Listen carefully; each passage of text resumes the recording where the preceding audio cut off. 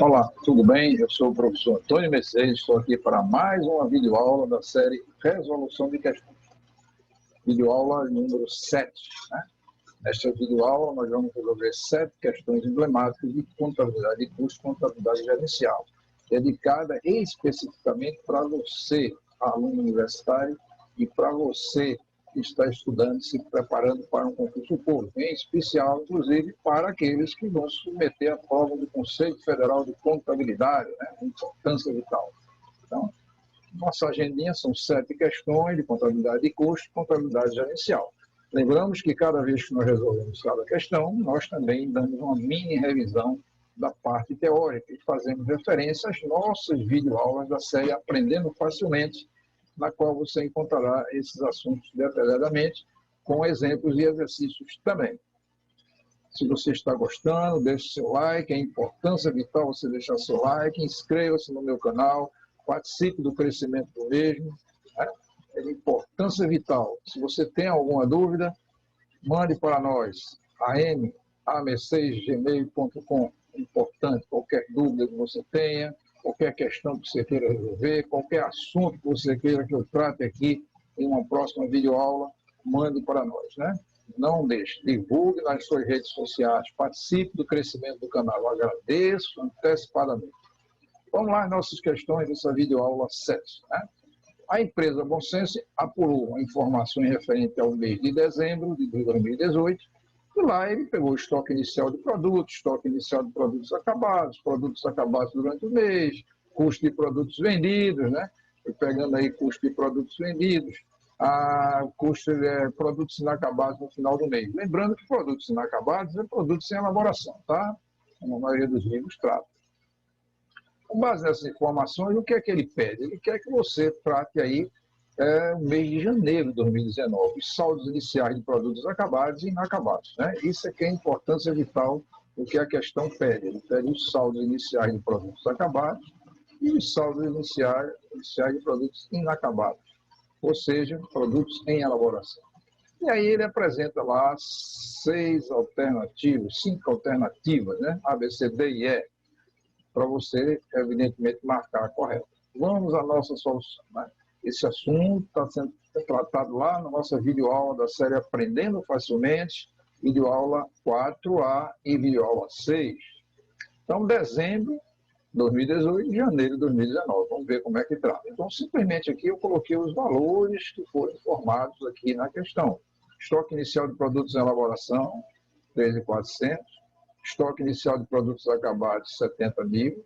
Estoque inicial, produtos acabados durante o mês, ou seja, o CPA, né? Custo de produtos acabados, 77 mil. Custo de produtos vendidos, 91.200.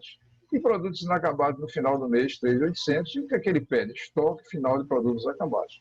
Observe que o estoque final de um mês é estoque inicial do outro. O estoque final de um ano é o estoque final do início do outro, do próximo ano, né? Então, é fácil de ver, ele está pedindo o estoque final de produtos acabados de 2018, que será o estoque inicial de produtos acabados de 2019. Né? Então, a fórmula simples, né, que nós vimos lá na videoaula 6, estoque inicial de produtos acabados mais CPA, quer dizer, custo de produtos acabados, menos o estoque final, dá o CPV. Né? O estoque inicial nós temos, 70 mil, CPA também nós temos, 77, o estoque final de produtos acabados é o que a gente quer calcular, né? Então, substituindo, você vai chegar à conclusão que o estoque final de produtos acabados é exatamente 55.800. É uma equaçãozinha simples, com muita variável, e agora a gente começa a perceber por que é letra B, né? Letra B porque, veja, o estoque final de produtos em elaboração é o estoque final inicial de produtos em elaboração. Então, o estoque final de produtos de elaboração de 2018, dezembro, é o estoque inicial de 2019. E o estoque final de produtos acabados daqui, 2018, que é 55.800, é o estoque inicial de produtos acabados de 2019. Por isso que é a letra B. É uma questão simples, mas que requer um pouco de atenção na hora de você exatamente colocar os valores corretos para o ano de 2019. Né? É uma questão belíssima, né? Simples, mas que tem uma certa dose de atenção, requer uma certa dose de atenção, né? O orçamento participativo, a decisão é tomada de forma conjunta, compartilhando assim a responsabilidade sobre as consequentes resultados. Olha, orçamento participativo é um dos melhores orçamentos que nós temos nas empresas, né? Então já está dizendo participativo, as pessoas participam do orçamento, tá? Cada unidade e assim por diante. Então eu posso ter orçamento impositivo, aquele que é de cima para baixo, e posso ter um meio termo aí entre um e outro, né? Então, uma das vantagens do orçamento participativo é ter a participação da equipe de marketing na definição do preço de venda dos produtos. Não é isso. Não é? Ter a participação da equipe que trabalha na definição de reajustes salariais, ter controle da redução de custos, permitir a avaliação constante da eficiência operacional dos vários negócios e permitir a avaliação da eficiência operacional dos vários negócios somente no início e no fim do planejamento, né? Você observa que algumas das questões elas são falsas por natureza, né? A participante de fase, quando ela começa a particularizar as coisas, né? Ou generalizar demais, né? Então você começa a perceber que essa questão em si, a única que se enquadra é permitir a avaliação constante da eficiência operacional dos vários negócios da empresa. Participação da equipe de marketing na definição do preço de venda não é específico isso. O preço de venda, a participação envolve toda a empresa, praticamente, né?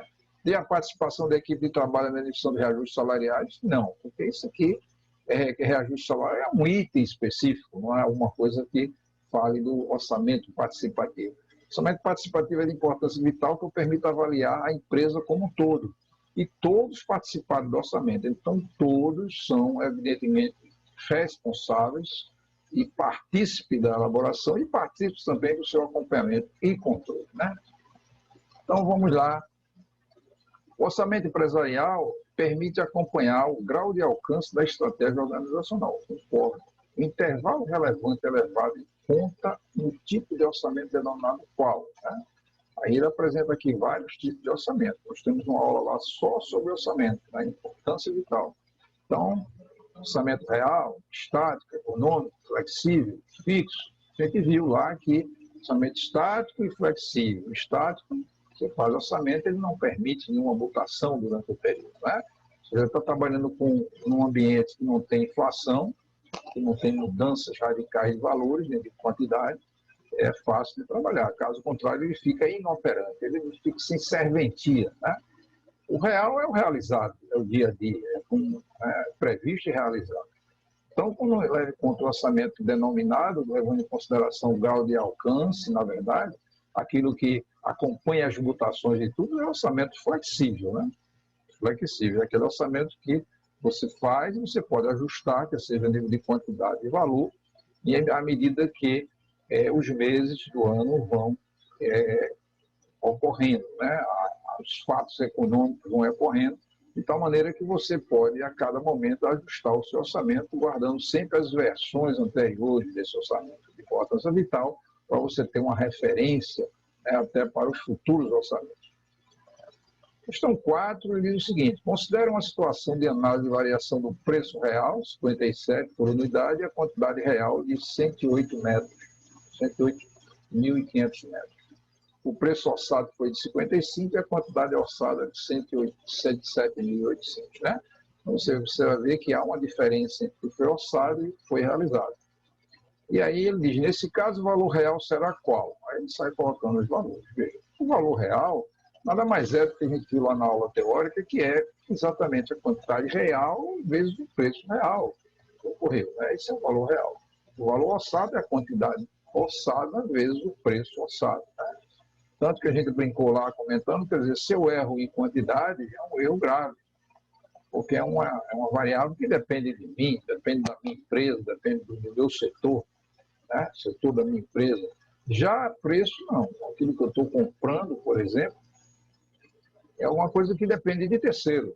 E por mais que você tenha bolinha de cristal, pode ser que a economia não seja tão favorável e não esteja tão estável para você acertar na mosca, como diria assim, o preço, né? Então a solução é bem simples, o preço real é 57 por unidade, a quantidade real foi 108.500, vai multiplicar um pelo outro, você vai achar 6.184.500, que é a letra E. Uma questão simples de concurso, né? E você começa a perceber que você pode até errar, mas não deve, né? É a importância vital que você não erra. Questão 5 diz assim: a São Paulo S.A. vendeu no último período 12.000 peças a um preço unitário de 20. Né? O gasto de produção de cada unidade foi de 11 e a comissão de vendedores 10% sobre o preço de venda. Os custos fixos foram de 34.000 e as despesas fixas de 22.000. Deu todos os dados necessários. E diz assim: utilizando os valores fornecidos para a empresa, o percentual de margem de segurança foi aproximadamente de quanto? Não é? Então, na verdade, nessa questão, o examinador está preocupado para saber qual o percentual da margem de segurança. Né? A gente viu isso aqui, né? Trabalhou isso bastante.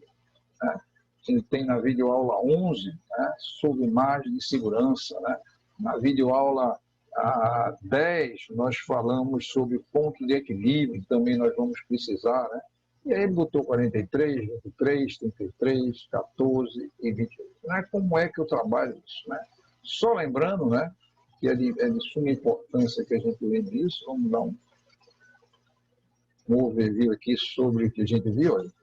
Lá na videoaula 9, nós vimos isso aqui. Na videoaula 10, nós vimos isso aqui. Né? A parte fixa, esse gráfico foi muito, muito discutido. Aqui a parte variável, aqui eu tenho a equação que representa, né, a minha receita, e aqui eu tenho o meu ponto de equilíbrio. Né? Esse ponto aqui, que é de importância vital, né, para marcar aqui, quer seja em quantidade, quer seja ele em valor. Esse é o ponto de equilíbrio. Né? A gente começa a ver que esse ponto de equilíbrio é importante. Por quê? Porque eu vou calcular a margem de segurança. Então, eu preciso conhecer. Se eu estou tendo margem de segurança, como aqui a questão diz, é porque eu estou vendendo acima do meu ponto de equilíbrio. Né? Um valor lá que eu não sei, está acima desse ponto de equilíbrio. E aí a gente começa a perceber qual é a solução. Ponto de equilíbrio é o CDF dividido pela margem de contribuição. Estamos calculando aqui esse ponto de equilíbrio. Aqui em quantidade, nós estamos vendo em quantidade. Né? Aqui eu podia também valor, se eu explicasse pelo preço. Então, CDF seria 34.000, está aqui, né? Fácil de perceber esse aqui.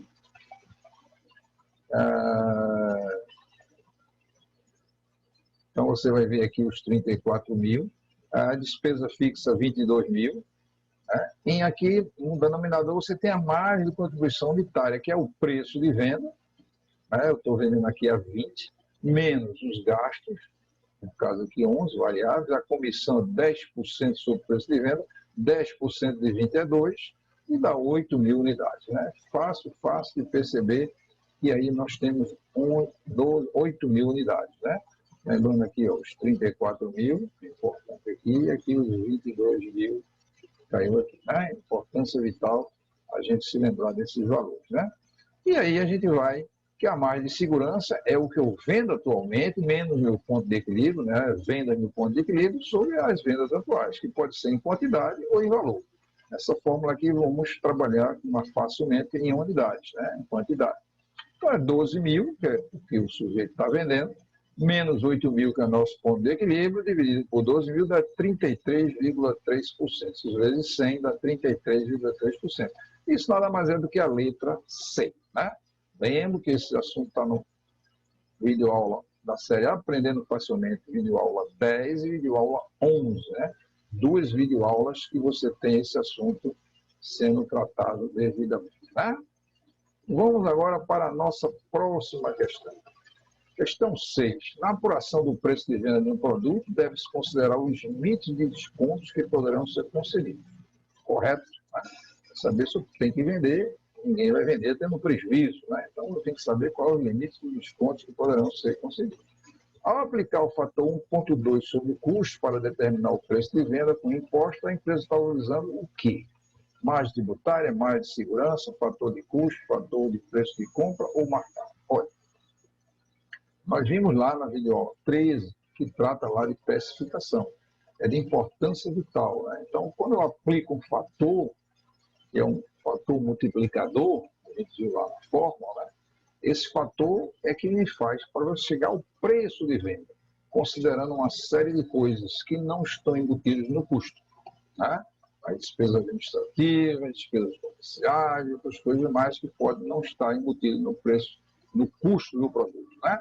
Então, na verdade, esse fator, ele tem um nome específico, ele é o markup, é o multiplicador, né?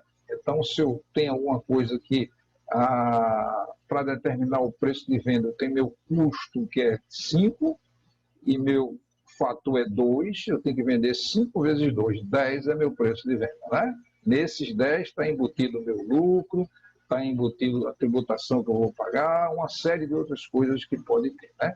Então, lembrando também na nossa videoaula, nós trabalhamos isso numa das videoaulas, especificamente na videoaula 6, né? Aqui você tem aqui, se eu colocar aqui num gráfico, você vai ter aqui o custo, aqui em cima você tem seu lucro, né, com ou sem tributação, e assim por diante. Aqui você tem seu custo, né? E aqui você tem informando aqui o seu preço de venda, né?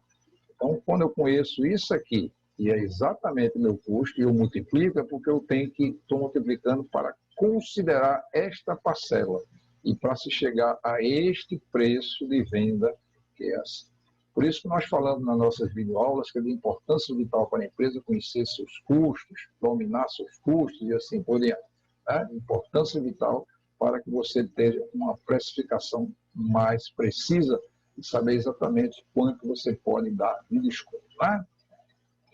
Vamos à nossa questão 7, né? Contabilidade gerencial propicia à empresa a possibilidade de atender ao fisco por meio de método de custeio legal. E, em paralelo, adotar um método interno que melhor trabalha a apropriação dos seus gastos, né?